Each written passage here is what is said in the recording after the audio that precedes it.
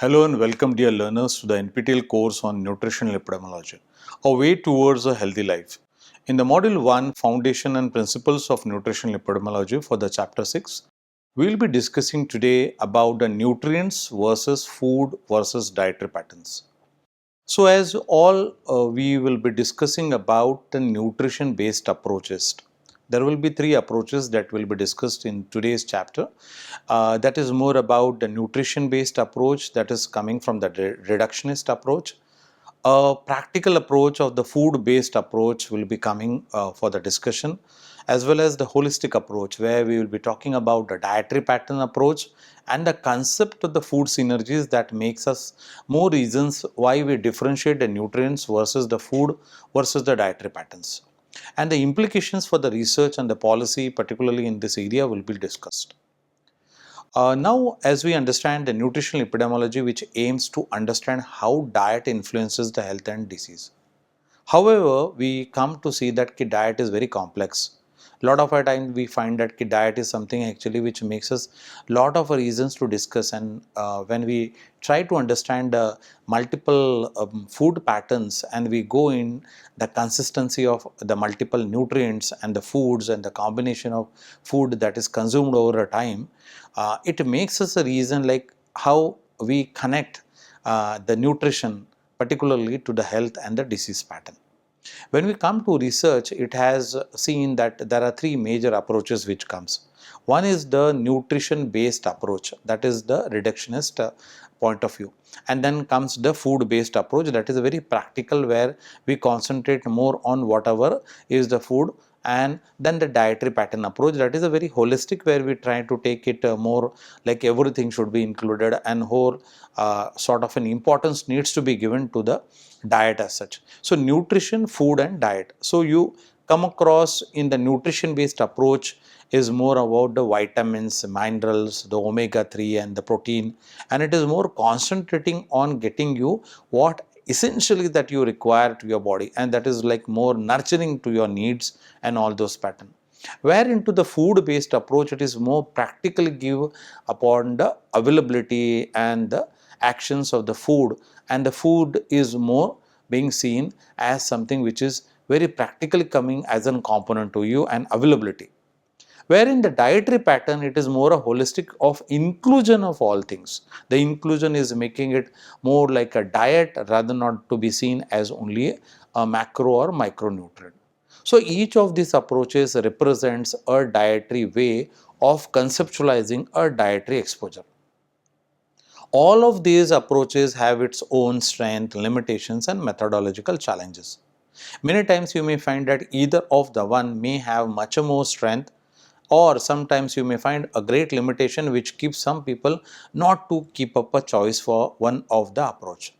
So it doesn't mean that these are all rejected or all are accepted. They have their own importance according to the evolution and the choices that the people make it more.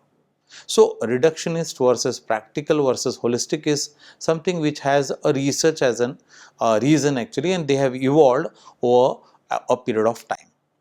Now when we try to understand nutrition based approach, the reductionist approach in detail, what it focuses more on individual nutrients.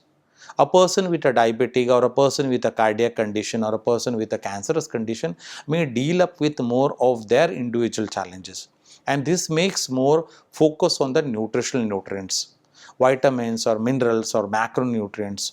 Many times you may find that a patient with a vitamin B12 deficiency has some trait which gives more neurological challenges, or sometimes a gait or a problems actually which do, or sometimes a mineral particularly of a calcium, we can say if it is hyper or hypo, the patient may find actually, or an individual may find up that the exposure actually particularly for this may be more coming because of lack or sometimes with excess also. So individual nutrient play also a very primary level of a need particularly for this. If you see this diagram over here, it gives us more like a whole food and isolated nutrient, where sometimes you may find that if a lemon is there, vitamin C will come out a large, or sometimes an amala which is a very high rich source of vitamin C, sometimes a fiber which may comes from a millet or you may find that it's a whole and soul that some food component has the fiber as a rich. Okay, and sometimes antioxidants actually which we come from fruits and veggies and minerals core actually may come up. So isolated nutrients can be taken out of the whole food, where sometimes most of the food are being chosen because some times the need is more based on the especially a nutrient which is being found as a more an approach. So the examples made like vitamin D and bone health. So most of the time people who are finding that their bone health is somewhere missing, so they concentrate on vitamin D and calcium food. Or sometimes people who are on hypertension, they try to avoid food which are more of sodium. Suppose a lemon which has more of the content, but yes, it is vitamin C rich, but yes, a person with a hypertension may try to avoid. Or a lemonade which is also being prepared, or sometimes you may find that especially fish and all that, where sometimes you get a high sodium component. Saturated fat and heart disease, which are very connected examples, which gives us a reason that many times people are more concentrating on getting a pure quality or good quality of fat. So nutrition based focus is something which isolates the macronutrients like fats, carbs or micronutrients totally different. I'll give you an example of vitamin B12. Along with that, we find that folate, which is very important when we try to talk about problems with ANC. In ANC, particularly when we try to concentrate to give a nutrient to a child in the womb actually, or to a mother who is trying to suffice from her own requirement, folate is something which gives more reasons for the development of that child. So folate is being given separately as a nutrient in the form of a tablet, or folate fulfilled food is also being given as a plus. The reason of giving this is to uncover the mechanistic pathways, especially when the need of this particular nutrient is needed, such a pathway is being cleared. As such as saturated fats which elevates the LDL cholesterol, or antioxidants which mitigates the oxidative process is very important for the patients who are suffering from heart disease. So we try to give, particularly either it is in a form of oil, or whether it is in a form of a food, or particularly it is more being from the animal originated food, we try to see that the food particularly specifies the requirement of the heart conditions and rather not ignite it. So nutrition based approach is more towards the individual nutrient needs and comes as in from a reductionist approach. Then comes the food based approach, a very practical approach which is very popular and many times being seen as something which is very easy. And in the mid of 20th century, when the chronic diseases are escalated and are now, we find that whole lot of our programs of particularly nutrition are more focused because of the lifestyle diseases that we are seeing. And many times the food based approach, which is practically very suited, is being popular. So here in the food based approach, the analyzing diet based on what people actually eat, either a serving of a broccoli or a serving of a cup of a milk actually, or sometimes a cup of a coffee, or we may say sometimes a cup of a herbal tea. So rather than a milligrams of glucosinates, or sometimes a milligrams of particular food which is being lesser actually in a quantity of sodium and all that, rather this is being seen as a diet based, which is a whole food as an unit of analysis rather than an isolated nutrient, which was in the previous section. Here the whole food, especially when we try to eat more fruits or more grains, or sometimes a lean on protein, particularly for legumes, or sometimes on avocado or even almonds, or sometimes there is more reasons that people try to eat more leafy vegetables.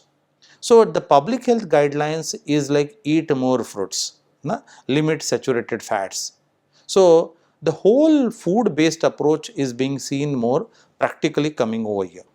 The nutrition synergies are being seen as a more base of giving you the reasons to eat this. Or the dietary data analysis, which states that because of this condition, the population need is more increasing towards getting this food. Okay, the more food matrix which affects you to give a reason, like sometimes when we try to talk about a whole orange or whole apple, actually it is being stated as a apple a day keeps a doctor away. The reason is like when you are trying to include it in your food and take it in your whole day diet, actually as a component, you will try to get more antioxidants, or you will try to get more iron. Or sometimes when you are taking a whole orange, it is a high rich source of vitamin C. So you are trying to get a fiber mix, along with that an energy mix, along with that a macro or a micronutrient.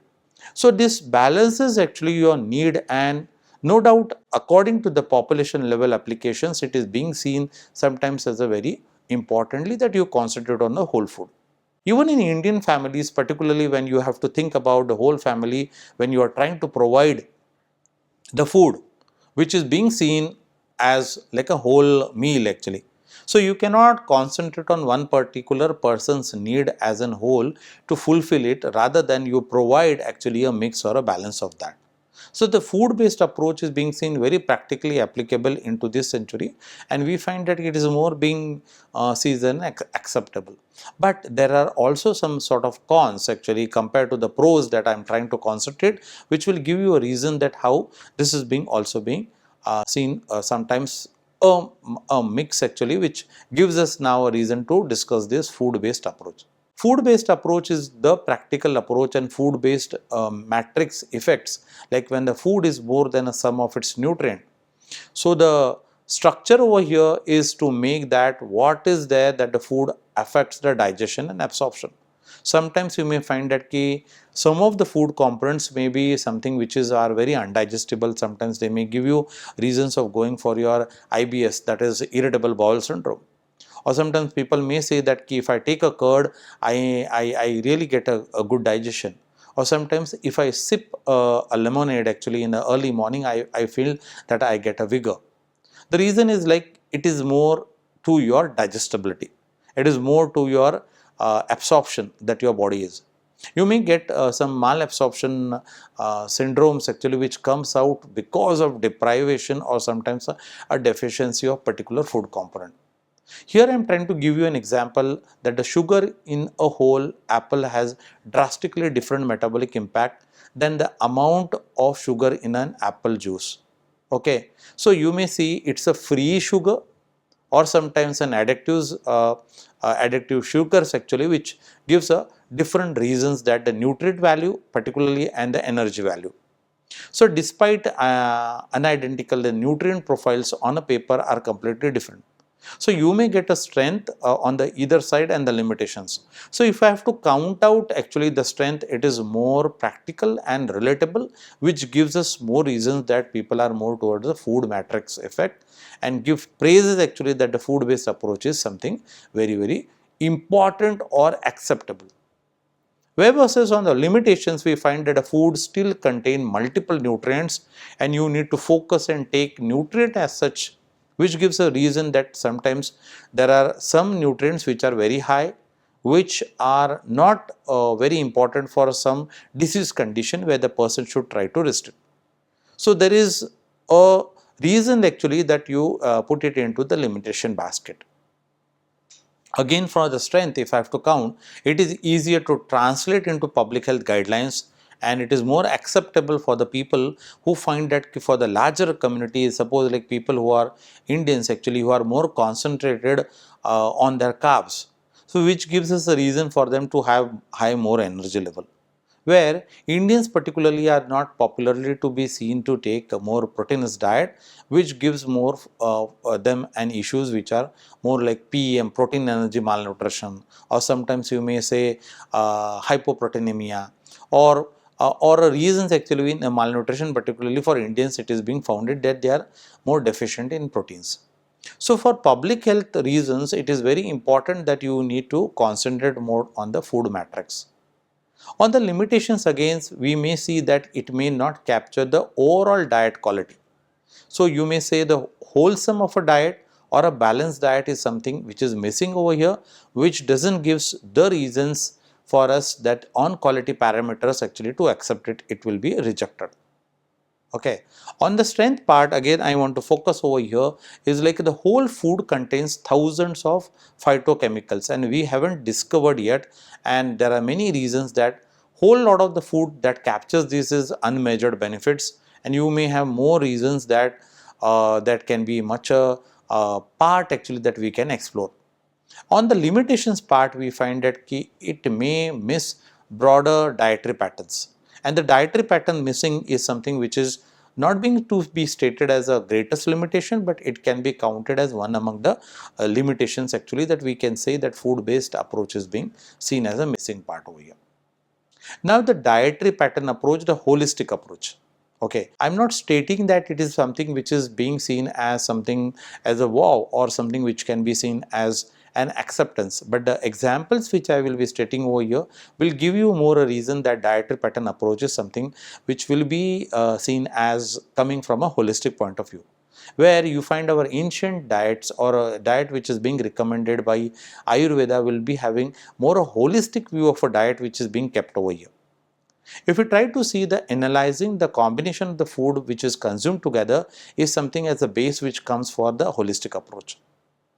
This holistic approach from the dietary pattern approach acknowledges that diet is a complex behavior and with your cultural, your patterns actually or your evolution or sometimes according to the environmental situations or the seasonal habits, you are putting them as one among the holistic approach diet that you have to take it and not a list of the isolated variables that you try to put it more into the micro or macronutrients. Okay. Holistic view of the diet gives you a reason that it analyzes the combinations of the food. Suppose that you are eating dal with rice actually, okay, or sometimes you are eating curd with rice, okay, or you are putting lemon with rice. So it is like a combination to fulfill the requirement of what it is not there in rice you are trying to put it over there, or you are putting fiber as a veggies and cooking the rice. So it analyzes the combination of the food, it captures the real life diet and interactions. And this overall, what is the purpose of mixing all the things? Usually Indian cuisines actually will give you a whole reason that it's like a holistic view of diet which is covering.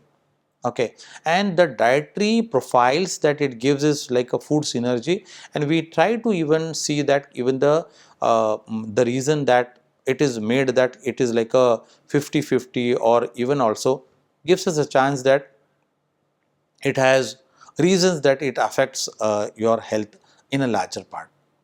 The examples that we try to see is like a Mediterranean diet or a DASH diet or a vegetarian diet or a Western diet. So it is more like a diet pattern which gives an approaches that either it is being selected by you or is it by a family food that is being prepared which gives you a holistic view, or your cultural habits of the food that you adopt or you take it for a period of time.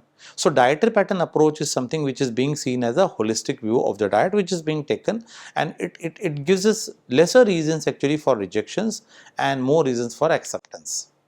Okay, now going in little deeper of dietary pattern approach which is being seen as a holistic approach, and the approaches to the dietary pattern, I have done an analysis and we try to give you more reasons that why a prior like a hypothesis driven and a post that is a data driven. Whole lot of reasons that when we try to use this a predefined score based on a current nutrition knowledge. Suppose the eating healthy index, a Mediterranean diet. Suppose I am saying a nutritional guidelines which comes that you have to eat certain type of food which gives you more reasons either for activation of your brain or to poor or a good functioning of your liver, or which will make your kidney more good. So the scoring system is being given and the participants grade which states that the healthy eating index is like higher, and the Mediterranean diet score is something which is giving you pluses for more giving you of veget. Plus that if you are putting in additions of a good quality, or I meant to say a stated good quality of oil, that is olive oil, and giving you that the food diary or the ideal diet template where you can state that you grade the participants on how well they fit that it is an ideal diet. So the reason is like hypothetically we can state that you can see acknowledgement of those people who find themselves that it is enhancing their eating patterns. So giving it a reasons actually to develop that, how we need to see that we have an approach towards a dietary pattern which is giving us a reason to develop. On the other side, when we try to concentrate on the data driven part, a data driven analysis that using a statistical technique like principal competent analysis, that PCA, or a cluster analysis to find out a natural grouping in the population. How does it really comes as? When a statistical technique is being developed, it is more being seen that a population data set, whether a population is of a mixed group or a unified group like a rural population. So if you take the prudent pattern, with a prudent pattern is like a healthy food actually versus something which is like of a reasons actually that we are saying that it is high vegetables or a moderate ones actually which is more coming from that part, or a western pattern which is more like a low meat or a low sugar or a high vegetables. So these are something which are being experimented and which are being seen as evolving over a period of time. Okay, so a prudent pattern versus western pattern, what is the cluster? What is that? It is being seen over the period of time that how this has been developed is one data driven, where you can get an analysis, you can get an understanding, and the outcome will be seen that what are the end results of eating this over a period of time, where sometimes you may have a concentration in prudent pattern as high vegetables to be given as a priority, or being seen as a low meat. Also on the western patterns actually, where also low meat and moderate quantity of stating of a poultry, which gives us the reasons that discovering this natural grouping in the population is something over a period of time you can get an analysis. Both of these way of approaches are being seen and way actually to put us as a dietary pattern analysis. Again, counting the strength and synergy, the complex statistical methods gives us a reason that it has a great limitation. The interpretation may be very subjective, which gives for one individual person to be differentiated from other. On the strength part, it reflects the overall diet quality, and that's the reason I say that it is more an acceptance and the strength are much more higher than the limitations. It solves the issue of multicoloniality by grouping them together and making reasons for us to accept it. It also captures the synergy of the cumulative exposure. And when we try to say that why we have to select a particular diet or to reject a diet, it is the dietary pattern approach that has developed and which makes us to think that this is an ideal diet. Okay, of inclusion of those nutrients or those, I can say particularly the micronutrients, which gives more not only the taste but a reason to include also is the reason of adapting or accepting this as a diet. Okay, now come up with the concept of food synergy. So what does food synergy refers to us as, and why are we discussing food synergy over here? Food synergy refers to the idea that the health effect of a diet which results from the interaction which comes of the component. There are different components that we can say are being seen as more or less for an individual person or a group of people or of our family, which are acting sometimes to be seen as an individual component. So nutrient interaction with foods and diets are being seen as a great concept actually, which gives us a reason that why we are seeing that the food synergies packs up for the current nutritionalist or a clinical nutritionist to think it as, or combined effects which comes from the synergistic approach which makes an enhanced effect, which gives us a reason that people put it up a higher, and to the antagonist part where the reduced effect which gives us a more reason that you reject it. Okay, so if we go into the deep of the concept of the food synergy, there are different types of food synergy. Okay, let me concentrate on the first part where the nutrition is being seen as nutrient mix. Okay, so you are trying to see an example like vitamin C significantly enhances the non-heme iron absorption. Many times it is being stated that when you have a patient actually who is being iron deficient, you have to give along with the iron content food addition of lemon or vitamin C as an addition, or you can take even a tablet of vitamin C. Why? Because of absorption of iron should be more. So eating spinach with lemon juice is better than eating spinach alone. If you eat single spinach without lemon or vitamin C along with that, it will give you digestive problem. And absorption is something actually which gives the reason actually to state you that people really reject because they get some sort of stomach affection. So the type of food synergy that has developed with this is by nutrient combinations actually. Now is the second part is of a type is of nutrient matrix. So what is nutrient matrix? It is a fat soluble vitamin. For example, vitamin A, D, E and K. These are something actually which are stored in the body, and they are something actually which requires fat as for absorption. So if you don't put up fat along with them, the absorption really becomes very poor. So salad with fat free dressing results into near zero absorption. So if you are not putting curd with cucumber or even tomatoes or even onion, and you are not making the salad or even not putting oil actually for that part, or not including something as a fat driven food, particularly avocado or all that, or ground nuts actually, you may get that there will be a great reason that absorption will be a bigger problem. It is not that it is stated to be like a wastage, but it is something like that if you have to go up with an absorption and to get the benefits of that, you need to concentrate on that part. Okay. Then comes the whole diet synergy, the DASH diet. So what is the DASH diet? DASH diet is a dietary approach to stop the hypertension. And now when we find that we are also as in India on the verge of developing lot of reasons that people are going or moving towards DASH diet is like lowering the blood pressure more effectively by the food supplements. So is it possible to lower the food, your hypertension with the food supplement? Yes, it is. More or less actually you can control more than 70-80% actually, or sometimes you may say that the entire of your hypertension is being controlled only and only when you are making a diet synergy. So what is that diet synergy? It is more concentrating that you take lesser sodium or to an extent of essential sodium, which gives us a reason that why DASH diet is so important. That you are balancing your calcium, you are balancing your potassium, you are balancing your magnesium, you are balancing your sodium. The very four important micronutrients that gives more reasons that DASH diet is becoming very popular, where you have to keep up on your blood checkups, you have to keep up your biochemistry checkups, you keep up your weight checkups, you keep up your BMI. Also to see that how you micro level that you plan up your diet becomes a more reason that you are taking a whole diet synergy over here. The key methodological challenges. When we have all these discussions and now it is confiding to you that there are some reasons that there will be some sort of challenges. Okay.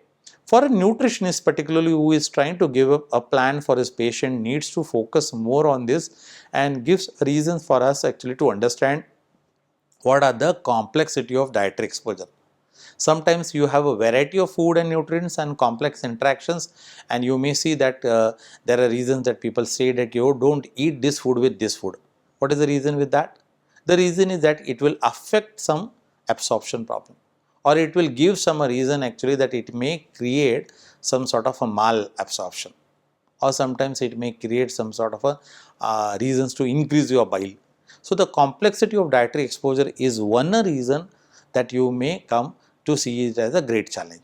Then come measurement error, like self-reporting or incorrect proportions that people may say that I have taken it, but I am not really getting the results of legumes, or I am not getting results of soaked almonds. I am not getting results of eating inclusions of amla. Why? It is a measurement error that you have not come across, or sometimes the proportion that what you are understanding is something very incorrect, and it gives a major reasons for that. Collinearity, that is the food nutrients often correlated actually. Sometimes the collinearity, if it is not done properly or not with a scientific evidence, it gives more reason that it is affecting rather not getting more benefit. Okay. Then comes confounding as being seen as a challenge. Diet related to various lifestyle factors, particularly hypertension, diabetes, cancer, what is this, you called it as an development disorders, particularly for people who are coming with protein deficiency, they require something as a diet which is more towards their health condition and rather not being seen like how they are affected with the lifestyle. The lifestyle which may affect more reasons to give them that they have to take extra.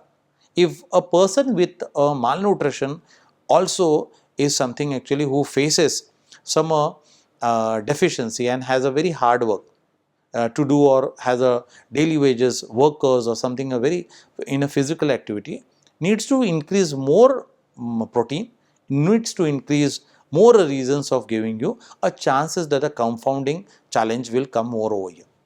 Then comes the measurement error. The measurement error is a self-reporting incorrect proportions actually which gives, and also sometimes you may find that a confounding which is related more to the lifestyle is more coming as a causality.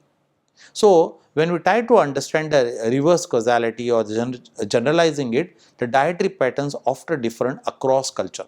You may find a north culture or a south culture particularly dealing with the changes actually that they are going with their lifestyle, particularly when they have to migrate, or sometimes they come up for a time period actually for a particular food which gives them a problem when they are exposed to that part.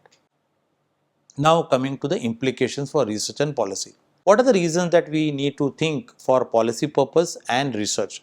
Policy purpose is more defining towards like the more public health needs or according to the changing life patterns actually, and research is something that you have to give an integration towards whatever we have been seeing over for the past for the research, how we need to develop for.